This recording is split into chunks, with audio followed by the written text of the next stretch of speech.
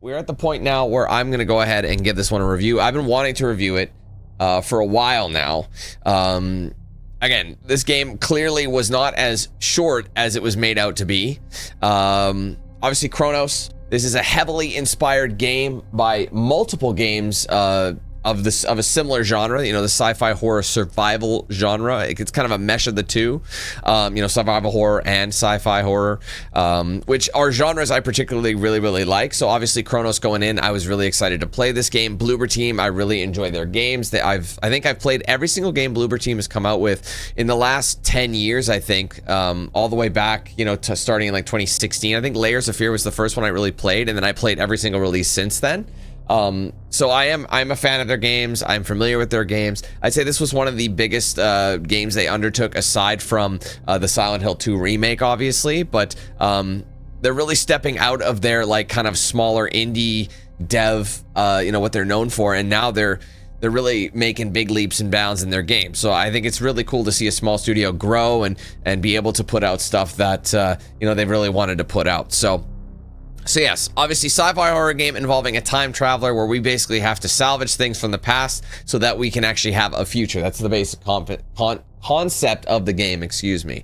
Now I'm going to start things off right quick here with what I enjoyed about the game. First thing I want to say is the atmosphere is done very well. I'm always a big fan of like the sci-fi dark, gritty, you know, low light, you know, certain light sources really make the imagery very appealing, and it really sets the mood accordingly. I like a dark kind of a tone. It's like, you know, we're walking through the game, throughout the game we see like all these different environments, even though they're relatively simple. The low light, you know, emptiness of it to a degree, you know, not emptiness, I mean like the abandonedness of like the environments just really puts you in this spot, and it really does like make you want to keep going. You want to like kind of search this place and basically see what happened in this area, and you know what I mean, like your missions are more than just go and get this essence and go. You know, you want to kind of venture through and explore. It gives you that environment that you want to explore, and you actually want to see what's around this corner, you know what I mean? So I really like the environment. I think that's the strongest thing too. Audio design is very well done. Just like general music, everything is just the atmosphere and how the game makes you feel is really cool. I think it's impressive that they were actually able to make such a huge game. This is probably the longest game they've ever made, even longer than Silent Hill 2 remake, I might add. That game was actually shorter than this one, but this one took me, it looks like 19 hours of streaming to get done between 2 streams. So big days for me each time. So I definitely underestimated the length of the game, and which is a good thing. I think it's good that you get your money's worth, and there's a lot of replay value here. Obviously having New Game Plus, you know, the different difficulty modes, going for collectibles, different endings. So obviously if you want to go for different endings or like attempt different runs, you could play this game. I think the minimum amount of runs you need to get all the achievements or trophies in the game is 2, but you kind of have to know exactly where everything is. So otherwise, unless you know where everything is or you use a guide or whatever the case would be, you're going to like have to play this multiple times, maybe even a 3rd time if necessary, you know what I mean? Just to kind of, or like maybe like an easy get, like a regular run, get some collectibles, maybe do a New Game Plus mode where you're just, you know, getting the remainder and getting the remaining achievements or whatever, and then there might be another run where you go on, you know, put it on the harder difficulty. Who knows? There's replay value here, which is good, and I think that's pretty cool. So I do remember the price tag of this game not being immense. If I remember correctly, the differences between the regular edition and the premium edition were about $10, €10, whatever the case would be. So it's a pretty small gap. Like I said, I don't remember. I remember when I was looking at this game, I think it was about 80 bucks Canadian, which is, or it was, yeah, I think it was $80 Canadian for the regular edition, then 90 for the premium. So the premium edition gave you early access and things like that, extra suits. But obviously I got a review code, so big shout out to Bloober Team for providing that to me.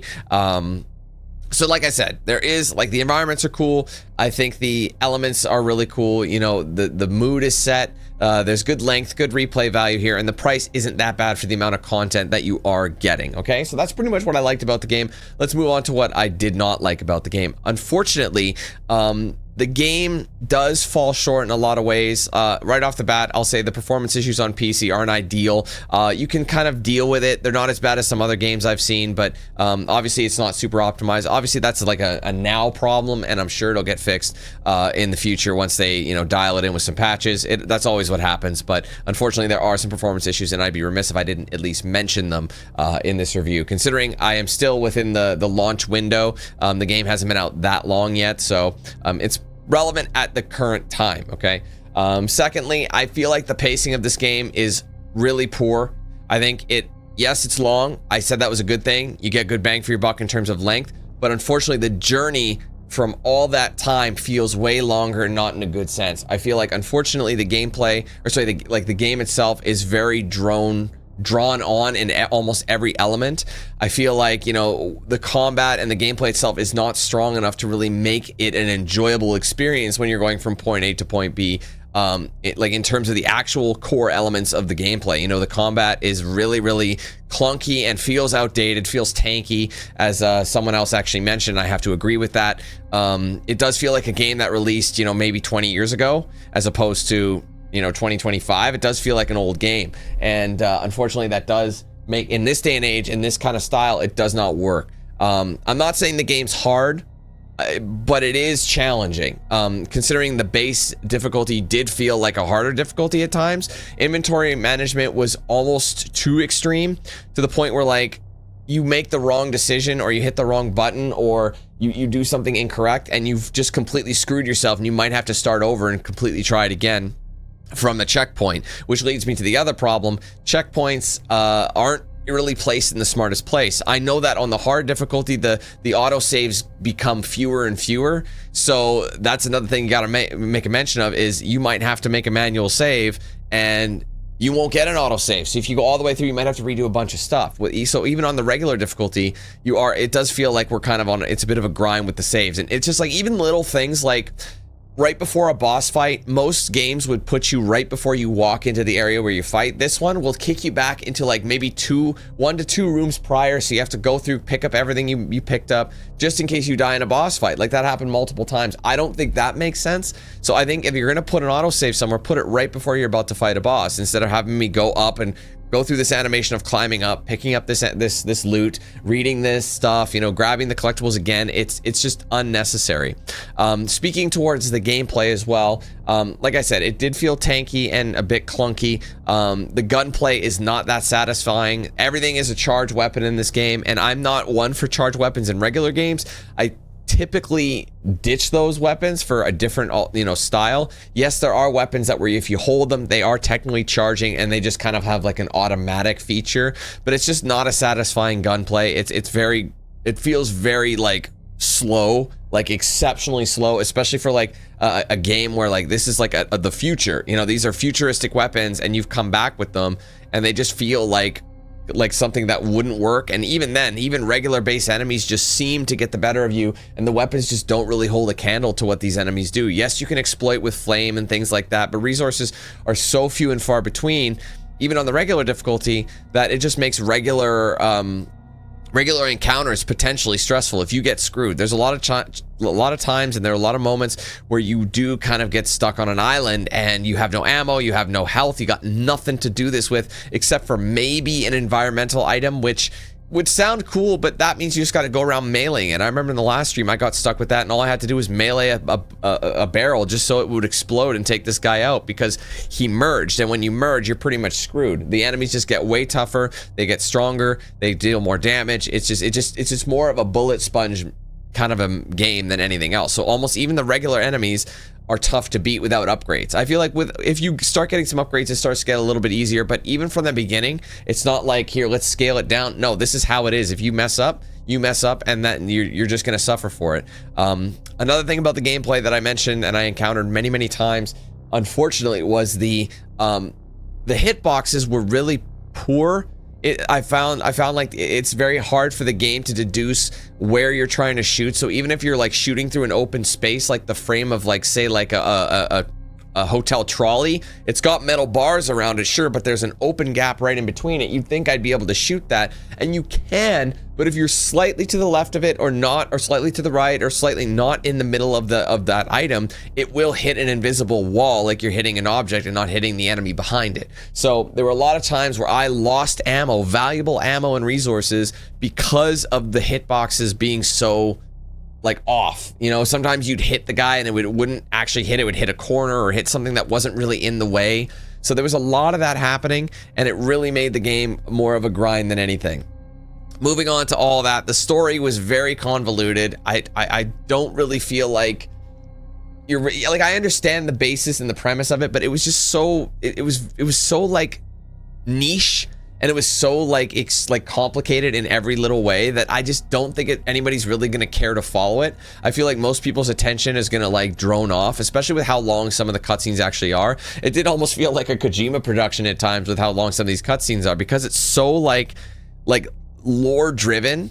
Even with me picking up all the lore and everything, I was starting to like lose focus, like being ADHD and everything. It was hard for me to focus on the story just because there was nothing really super captivating about it. It almost felt like everybody was like, all these like guys were speaking in like riddles and, you know, super cryptic with their words, and it was just super hard for me to follow along. I mean, some people might have no problem at all, but at least for someone like me, I just felt like it was unnecessarily complicated, especially with a game that's just like the first one. It's a new IP. You're setting the stage here. You got to make it easy to follow and make us understand it. And honestly, I don't think the story was really worth the price of admission. I think, like I said, the most of the game that it does is like pretty repetitive, and the fact that they made it so long, I think they could have cut this game in half, and or even by like a quarter, cut it in, like literally, instead of making what took me 18 hours to beat or 19 hours to beat, maybe make it, you know, I don't know, like a 15-hour game. Even though it said 15 hours in game, it really wasn't. You know what I mean? Like, that's just in game time, not counting pause menu and things like that, replaying things like that. I feel like the game could have been benefited if it was a little shorter, or if each section that you're in was a little bit less you know what I mean? Because it gets repetitive and you're just like, holy hell, this is only the second section, it's only the third section, like, goodness me. I will say the one section I did like was the hospital. That kind of reminded me of like games of old, like Silent Hill, but that's just it. This game does too little to stand out on its own. It borrows elements from a lot of other IPs like Dead Space, like Silent Hill. You can tell they've kind of borrowed a lot of elements, especially Dead Space. It does feel like, to a degree, I don't like to say this because I like Bloober Team, but honestly, it does kind of feel like the Great Value brand Dead Space. And by Great Value, I mean Walmart's brand. So it's like Walmart's Great Value, you know, it's the cheap option. You know, it doesn't have anything good in it. If you look in it, it's going to contain traces of like bird shit and, you know, other sorts of things that shouldn't be in your macaroni and cheese, but it's there for some reason, you know what I mean? So that's kind of what it feels, and there's just an air of cheapness in it.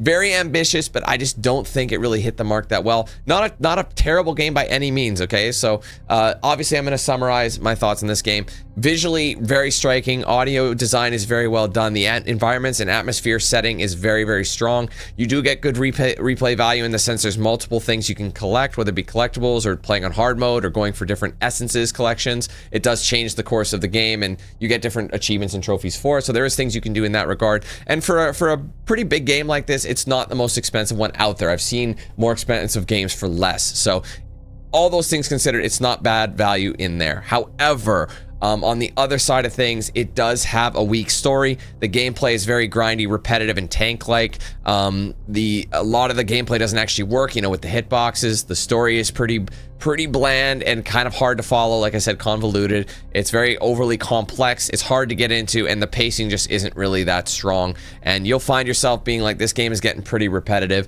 Not a bad game by any front. There were moments in there that I enjoyed it. It's going to be an above average game for me. To give it a score out of 10, I think what's fair in the current state, obviously including the bugs that are present, I forgot to mention that, the bugs that are present, I'm going to give this game a 6 out of 10. Sounds pretty low, but when you consider the marker, you know, where, like I said, my average games are 5 out of 10s, I think a 6 out of 10 is fair. It does a lot. It tries to give you a lot for your money, but unfortunately there's just certain things that just fall short, and it just makes it more of a struggle and more of a grind to play. And it honestly, knowing that you have to, if you're an achievement hunter, trophy hunter, and you want to go back and get everything, knowing that you have to go and sit through that kind of gameplay again, it's not an exciting thing. And this is one of those games that's like, I don't care if I get all the achievements. And me as an achievement hunter, if it's possible, I'm going to do it. And it is possible to do it. It's just I don't really have an interest in doing it. So unfortunately, I felt like this game could have been so much better, but it just really wasn't. It's kind of just above average, and I feel like it needed a bit more work. And I think they bit off a little more they could chew with this project. But I think it's still a cool idea, and I'm glad they still went through with it, and it gives me a good good feeling of where Bloober Team's going to go with their game. So they've done some great things lately, especially with Silent Hill 2 Remake. I loved that game. I thought it was done very, very well. So I know they have good things. Obviously, not everything is going to be a massive hit. So that's my thoughts. I hope you guys enjoyed this series. I hope you enjoyed this review as well. If you did, obviously make sure you leave a like. Comment your thoughts below, and don't forget to subscribe if you're new. Turn on those post notifications with the bell icon so you don't miss anything I put out here on the channel. Be sure to follow my socials: Facebook, X, Instagram, Snapchat, and Discord. Those are linked in the description. If you guys want to get yourself a shirt or hoodie of mine, there's a link in the description. Also, an embedded feature below the video/stream. Scroll down, you'll see a preview of some items you can get. Ultimately, just go to the website for the full range of product and customization options there. Big shout out to the sponsors: DX Racer, Bones Coffee, Ridge Wallet, Mad Rapper Tattoo. I use their products daily. Check them out for yourselves with the links in the description. Be sure to use my promo code DanQ8000 to save a checkout with them. If you guys want to send something to my PO box, the address for that is listed in the description. Anything that gets sent to that PO box will be open in a social post or in a live stream, whatever makes more sense for whatever's sent in that particular time. Finally, be sure to check out and sign up for the Team 8000 membership program if you haven't done so yet. Let's support the page immensely. There's 4 tiers, 4 price points. The first tier entry level is only 99 cents, so it's cheap. It's easy to get into the program. However, across various tiers, you'll get things like custom badges by your name, custom emojis used in chat, exclusive video stream access, priority in open lobbies, giveaways, discounts, and plenty more. We are working our way through the 400s. We are about to crack 450 once again. I'd love to hit 500 though. If you guys want to help us get there, support the channel while you're doing it, and of course, get some cool perks in the process. You can join that with a link in the description. There's a join button below the stream. Also a section on my main channel page as well. If you guys want to gift members or send super chats /super thanks, you can do that with that $ icon. Give it a click. You'll see the options pop there. If you are gifting members, just remember you can do 1 to 50 in a single transaction, but ultimately you can gift as many as you want through multiple transactions. Okay, thank you guys so much again for watching. Hope you have a great rest of your day, and hopefully we catch you in the next one. All right, we'll see you then. Take care. Peace. Who's the man with the plan? If you feel trouble wildin' wild on these violent and hit you 8,000. Wait a minute, hold that style damn. Goddamn Billy Jack, we still riding, tires flat. I hear them sirens, see shots flying, so we driving, fire back if they ain't vibing. Lie with that, got me dressed up in all black. What up? Hood up and I see them haters try to run with us, they gon' need inhalers. Gotta breathe them hard just like Darth Vader. Players grab your respirators, night invaders get lightsabered. Mask on for the shooters, move like trash to bed intruder. Got that Glock and got them woofers, just press play, I'll keep it moving. Who is not still, you damn fools? Keep it fresh like canned food. There ain't nothing we can't do, so tune into that damn kill. Yeah, it was never ever a game.